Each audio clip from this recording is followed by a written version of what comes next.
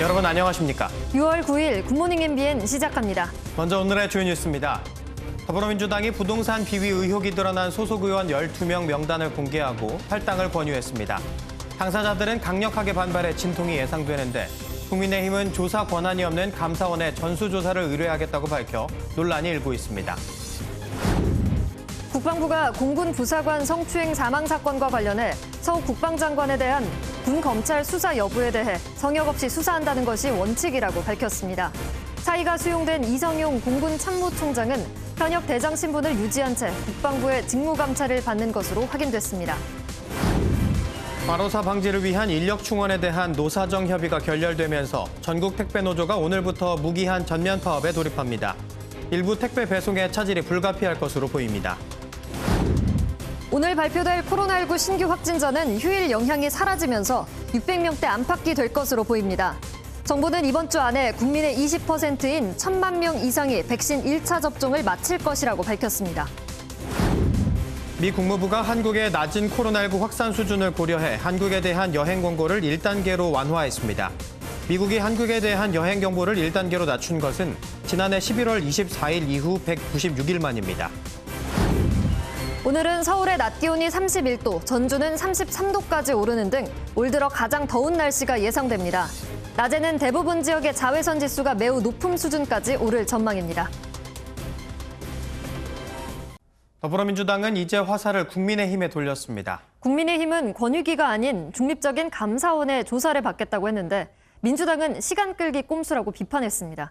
국회 공무원은 감사원 감찰 대상이 아니기 때문입니다. 이 소식은 주진희 기자입니다.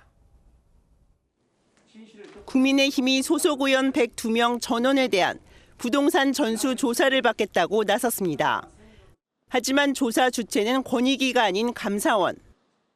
첫째, 민주당의 재선 의원을 하신 분이 위원장으로 계시고 그렇기 때문에 어떤 객관성과 공정성을 담보할 수 없다는 것입니다. 전현희 권익위원장이 민주당 출신 인사인 만큼 민주당이 셀프 조사를 했다고 비판하며 국민의힘은 독립기관인 감사원을 통해 조사를 받겠다는 겁니다. 여권은 시간 끌기라고 거세게 비판했습니다. 국민의힘이 소속 의원에 대해서 감사원 감사를 의뢰하겠다는 것은 그야말로 시간 끌기 꼼수에 불과합니다. 국민을 바보로 보는 것입니까? 감사원법에 따르면 국회, 법원, 헌법재판소에 소속된 공무원은 감사원의 직무감찰 대상이 될 수 없다며 이를 알고도 일부러 꼼수를 부린다는 겁니다. 국민의힘은 민주당의 의지만 있고 필요하다면 원포인트 입법도 할 수 있다고 받아쳤습니다. 반면 소수정당은 권익위를 택했습니다. 지난 3월 이미 제출했다고 밝혔듯이 어떠한 공식 기구가 됐던 언제든지 조사 결과를 수용할 준비가 되어 있다는. 정의당 등 비교섭단체 5개 정당은 오늘 오후 정부 종합청사 권익위에 부동산 전수조사를 위한 개인정보 제공 동의서를 낼 예정입니다. MBN 뉴스 주진입니다. 공군 중사 성추행 사망 사건과 관련해 국방부가 이성용 공군 참모총장에 대한 직무감찰에 착수했습니다. 이 참모총장은 지난주 사의를 표명했지만 퇴직 절차가 아직 진행 중이라 현역 신분을 유지하고 있습니다. 국방부는 이 총장 등을 상대로 이번 사건의 보고와 대응 과정에서 절차를 어겼는지 여부를 집중적으로 살펴보고 있습니다. 국정원에서도 간부 2명이 1명의 직원을 성추행한 혐의로 파면과 징계 처분을 받은 것으로 드러났습니다. 국정원은 직원 신고를 받고 즉시 조사에 착수해 징계했다고 밝혔는데 오늘 열리는 국회 정보위 전체 회의에서 은폐 시도와 2차 가해 여부 등의 경위를 보고할 예정입니다. 배준우 기자입니다. 국가정보원 간부 2명이 직원을 성추행한 혐의로 징계를 받은 것으로 드러났습니다. 국회 정보위원회는 국정원이 최근 2급 간부 A씨를 파면하고 5급 직원 B씨에겐 징계 처분을 내렸다고 밝혔습니다. A씨는 지난해 6월 같은 부서 직원을 집무실 등에서 성추행한 혐의로, B씨도 같은 피해자를 지난해 9월 성추행한 혐의로 감찰 조사를 받았습니다. A씨는 인사 관련 핵심 보직을 지냈으며 대북 관련 부서에서 근무하던 상태로 전해졌습니다. 앞서 국정원은 지난 3월 18일 피해 직원의 신고를 받고 다음 날 박지원 국정원장에 보고한 후 조사에 착수했다고 설명했습니다. 또한 1차 조사를 마친 4월 1일과 16일 가해자 두 사람에 대해 각각 직무 배제 조치하고 5월 21일 징계위원회 개최를 통보했다고 밝혔습니다. 국정원은 오늘 국회 정보위 전체 회의에서 이번 성추행 사건에 대한 감사 조사와 처분 경위를 보고할 예정입니다. 국회 정보위원들은 국정원에서도 공군 부사관 성추행 사건에서처럼 조직적인 사건 은폐 시도는 없었는지와 함께 피해자에 대한 2차 가해 여부 등을 살펴볼 방침입니다. MBN 뉴스 배준우입니다. 어제 0시부터 오후 9시까지 국내 코로나19 신규 확진자는 모두 574명으로 집계됐습니다. 전날 같은 시간에 집계된 수치보다 137명 많은 것으로 오늘 0시 기준으로 발표될 신규 확진자 수는 600명대를 기록할 것으로 보입니다. 진단 검사 건수가 줄어드는 주말과 공휴일의 영향이 사라진 건데 이번 주 들어 수도권 지역 감염 재생산 지수는 유행 확산을 뜻하는 이를 2주 만에 넘어서면서 확산세가 더 거세질 우려가 계속되고 있습니다. 한편 화이자 백신 65만 회분이 오늘 새벽 도착해 상반기 물량 700만 회분 중 505만 회분이 도입 완료됐습니다. 그제부터 우리 군의 30세 미만 장병에 대한 화이자 백신 접종이 시작됐습니다. 그런데 현장에서는 접종을 마치고 남은 화이자 백신 잔량이 버려지고 있습니다. 군은 규정에 따라 어쩔 수 없다는 입장이지만 백신 한 방울이 부족한 상황에서 부적절하다는 지적도 나오고 있습니다. 김현 기자의 단독 보도입니다. 30세 미만 장병에 대한 화이자 백신 접종 첫날. 접종 대상자 가운데 8.5%인 3만 5천여 명이 화이자 백신을 맞은 것으로 집계됐습니다.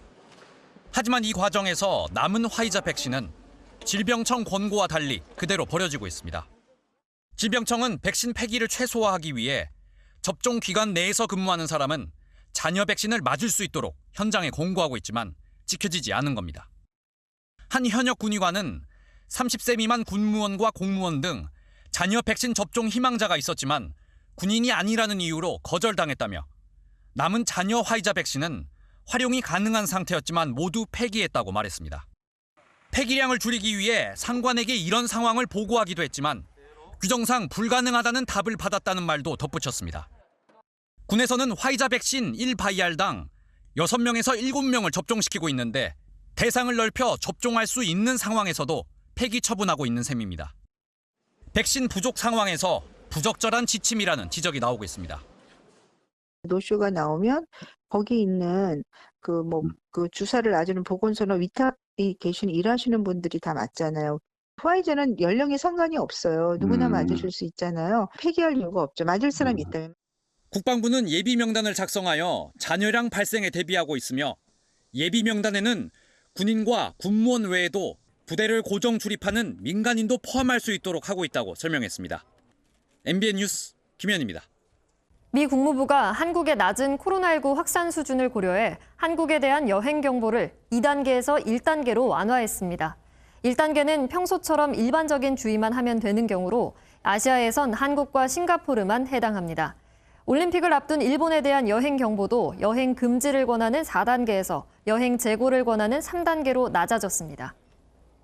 국민의힘 전당대회 당원 모바일 투표율이 최근 10년간 최고치를 기록하며 흥행 열기를 증명했습니다. 당권 주자들은 어제도 토론회에서 상대의 약점을 집중 공격하며 난타전을 벌였습니다. 신재우 기자가 보도합니다. 이틀 동안 진행된 국민의힘 전당대회 당원 모바일 투표의 투표율이 36.1%로 마감됐습니다. 최근 10년간 가장 높은 당원 투표율이었던 2014년 전당대회의 31.7%를 훌쩍 뛰어넘었습니다.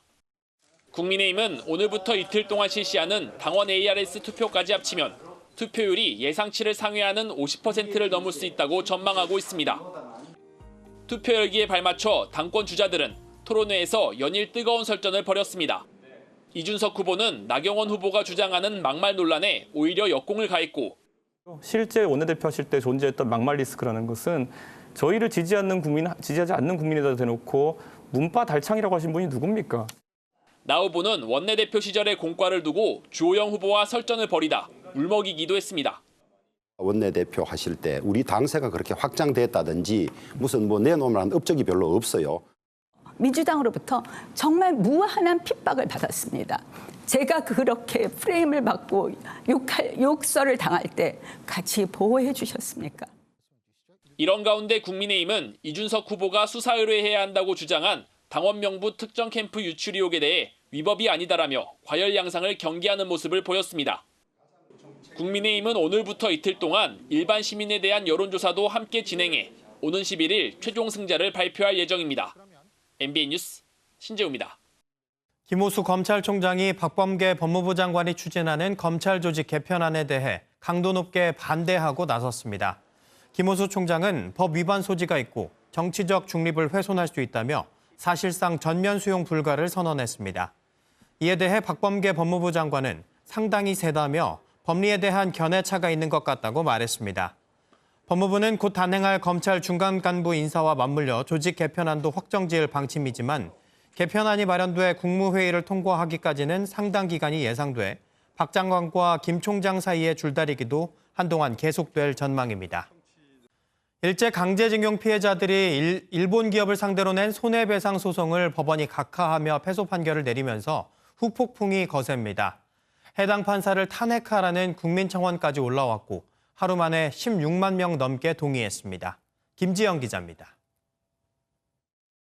법원은 일제 강제노역에 동원된 피해자 85명이 지난 2015년 일본 기업 16곳을 상대로 낸 손해배상 소송을 소송 요건을 갖추지 못했다며 각하했습니다. 한일 청구권 협정에 의해 개인 청구권이 바로 포기됐다고 할 수 없지만 사건 청구를 인용하면 국제법 위반 결과를 가져올 수 있다는 취지로 본안 심리를 하지 않은 겁니다. 판결문에는 강제징용 배상 문제로 일본과 관계가 나빠지면 나아가 한미동맹이 약화할 수 있다는 내용과 한일 청구권 협정으로 얻은 외화가 한강의 기적으로 평가되는 경제 성장에 기여했다는 점도 담겼습니다. 앞서 일본 기업의 배상 책임을 인정한 대법원 판결에 대해선 제국주의 시대 강대국의 약소국 병합의 불법성은 국제법으로 인정되지 않았다며 국내법적 해석에 불과하다고 썼습니다. 이 같은 판결문 내용을 놓고 법리보다는 판사 개인의 주관적 견해가 지나치게 많다는 비판이 계속되고 있습니다. 청와대 국민청원 게시판에는 해당 판사 탄핵 청원 글까지 올라와 하루 만에 16만 명 넘게 동의했습니다. 피해자 측 소송 대리인은 국내 민사 문제는 국내법에 따라야 한다며 항소 입장을 밝힌 상태입니다. MBN 뉴스 김지영입니다. 공군 부사관 성추행 사망 사건이 발생한 공군 부대에서 어제 전투기 기체 이상 사고가 있었습니다.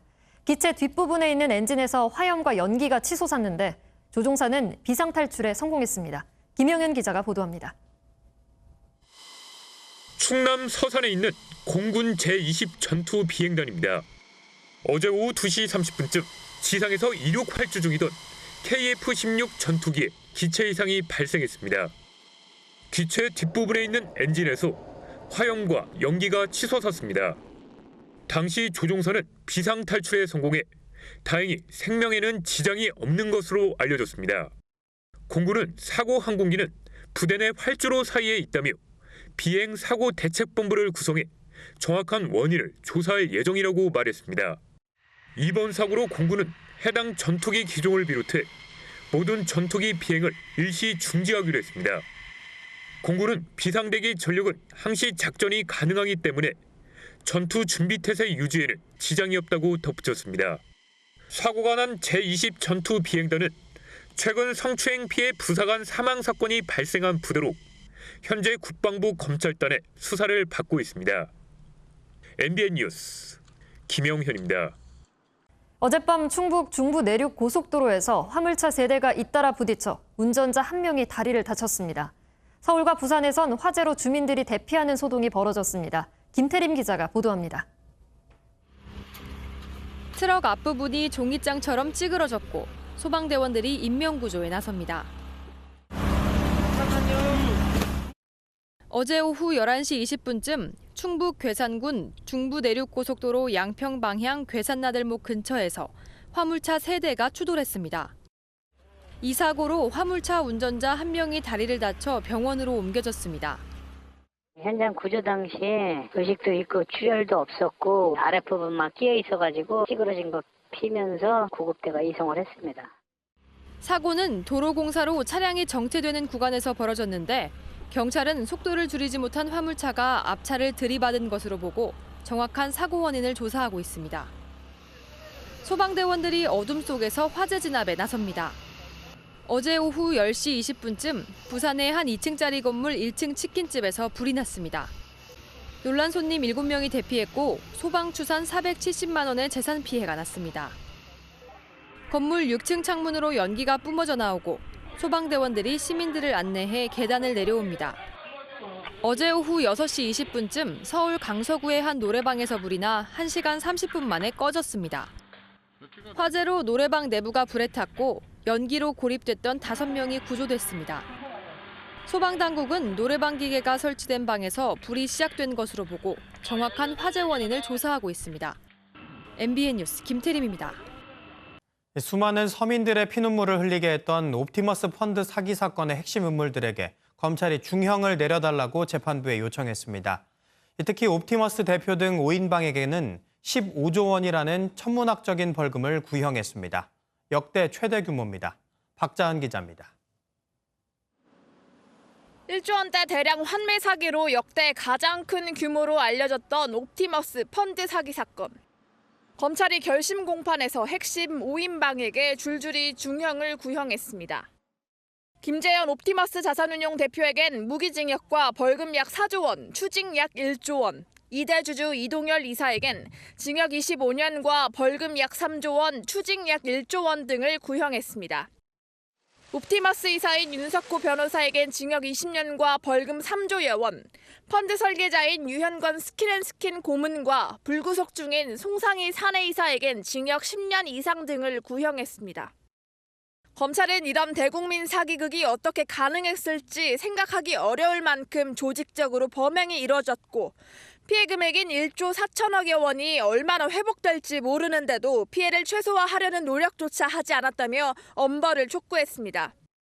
구형 이후 김 대표는 검찰이 처음 설정한 프레임대로 수사된 건 억울하다며 혐의를 부인했고 1심 선고는 다음 달 진행됩니다. MBN 뉴스 박자은입니다. 한국토지주택공사에서 토지보상 업무를 하면서 광명 3기 신도시 토지를 집중적으로 사들인 일명 강 사장이 구속됐습니다. 수원지법 안산지원은 어제 LH 직원 강 사장 강모 씨와 다른 직원인 장모 씨 등 2명에 대한 구속영장을 발부했습니다. 이들은 지난해 2월 내부 정보를 활용해 다른 전현직 LH 직원 등과 함께 5,000제곱미터가 넘는 토지를 22억 5천만 원에 공동 매입한 혐의를 받고 있습니다. 택배노조가 오늘부터 무기한 파업에 돌입합니다. 분류작업 인력 투입을 놓고 정부와 택배 노사 간의 이견이 좁혀지지 않은 탓인데요. 일부 택배 배송의 차질이 불가피할 전망입니다. 박은채 기자입니다. 정부와 택배사 그리고 노조로 이루어진 사회적 합의기구의 2차 논의가 파행으로 끝났습니다. 택배 분류작업 인력 투입 시점을 놓고 이견이 좁혀지지 않은 데 따른 것입니다. 여전히 택배사들이 타결을 미루고 적용 시점을 1년을 이해해달라고 하는 내용이 가장 핵심적인 결렬의 원인이었습니다. 합의가 결렬된 다음 택배노조는 오늘부터 무기한 전면 파업에 들어간다고 밝혔습니다. 총파업에 돌입하는 조합원은 2,100여 명으로 전체 택배기사 인력의 12% 정도입니다.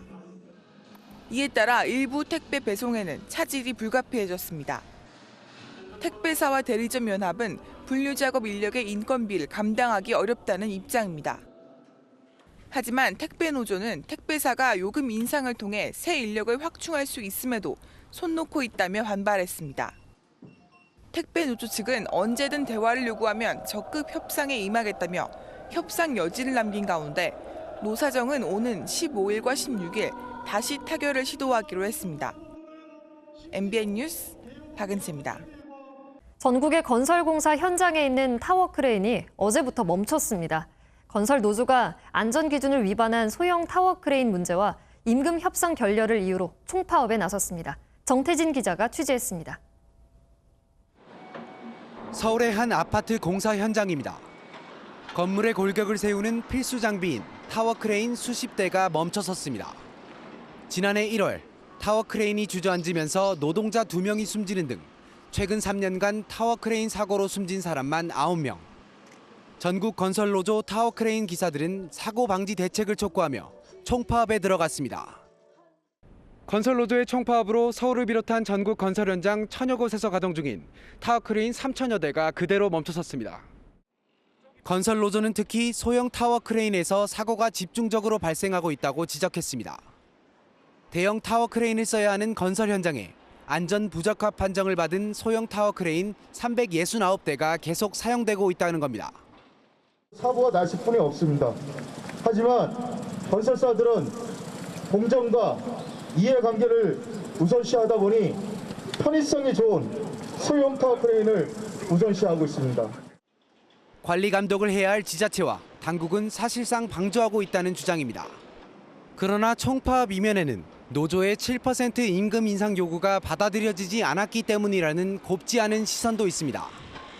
최저임금 협상과 다음 달 전국 노동자 대회를 앞두고 택배와 건설 등 산업 전반에서 노사정 갈등이 확산하는 분위기입니다. MBN 뉴스 정태진입니다.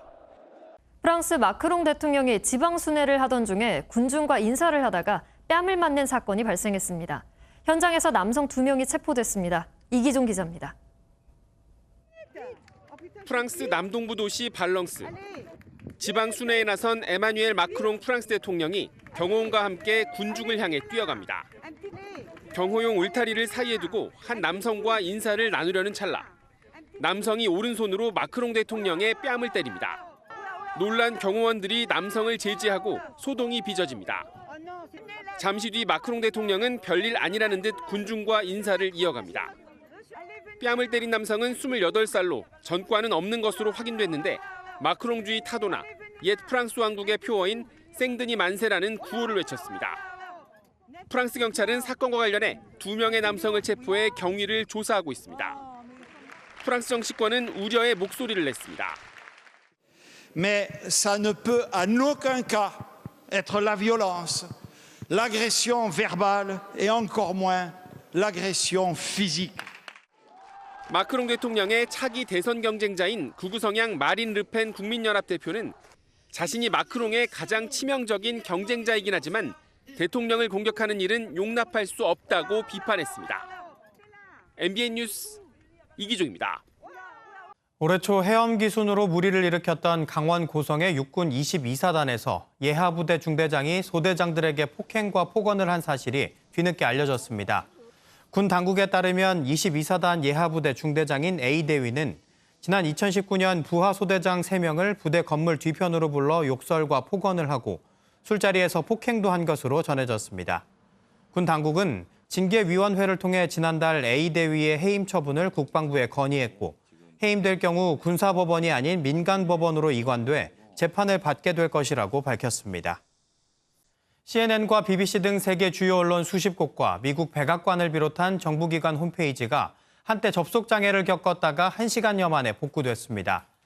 이번 장애는 웹사이트의 콘텐츠를 이용자에게 빠르게 전달해주는 역할을 하는 클라우드 컴퓨팅 서비스 업체 패스틀리의 기술적 문제 때문으로 추정됩니다. 그런가 하면 시베리아의 외딴 얼음 한가운데에서는 강아지 한 마리가 발견됐습니다. 일주일 전 실종됐던 강아지였는데 무사히 주인 품으로 돌아갔다고 합니다. 해안에서 4마일이나 떨어진 시베리아의 얼음 위에서 강아지 한 마리가 꼬리를 흔들고 있습니다. 살려달란 SOS 신호였을까요? 근처로 접근한 쇠빙선이 계단을 내려주고 선원들의 마음을 알기라도 한 듯 조심스레 다가와 계단에 오릅니다. 품에 안겨 안도의 한숨을 내쉰 이 녀석은 근처 마을에 살던 개라는데요. 놀다가 길을 잃은 걸로 보입니다. 흰둥아, 앞으로는 함부로 다니면 안 돼. 어제도 더웠는데요. 오늘은 이 더위가 절정을 보이겠습니다. 붉은색으로 표시된 지역들이 30도를 웃도는 곳입니다. 오늘 서울의 낮 기온 32도로 올 여름 들어서 가장 덥겠고요. 대전과 전주도 33도, 광주와 대구는 32도까지 치솟겠습니다. 반면 해안가에서는 선선한 바닷바람이 불어오면서 25도 안팎에 머물며 비교적 선선할 것으로 보입니다. 울진 22도, 고성은 24도가 되겠습니다. 한편 제주에서는 남쪽에서 유입되는 고온다습한 공기의 영향으로 오후까지 5에서 30mm가량의 비가 내리겠고요. 대기가 불안정해지는 강원 산지와 전북 북동부에서는 오후에 5mm 미만의 소나기가 지나겠습니다. 위성 영상입니다. 지금 전국이 대체로 맑은 모습입니다. 단 서해안을 따라서는 바다 안개가 유입되면서 짙은 안개가 끼어 있습니다. 가시거리가 짧아져 있어 주의하셔야겠습니다. 오늘 전국이 대체로 맑겠고요. 자외선 지수도 높겠습니다. 경기 남부와 전북, 대구에선 오전에 미세먼지 농도 일시 나쁨 수준이 예상됩니다. 제주에서는 오후까지 비가 내리겠습니다. 이 시각 기온 살펴보겠습니다. 서울 19.9도, 대전은 20.8도, 안동 19.4도, 창원은 21.1도로 출발하고 있는데요. 한낮에는 서울 32도, 춘천 31도, 대전 33도, 안동 30도, 대구 32도, 창원 28도까지 올라 어제보다 덥겠습니다. 내일 서쪽 지역을 시작으로 금요일엔 전국에서 비가 내리면서 더위도 잠시 주춤할 전망입니다. 날씨였습니다.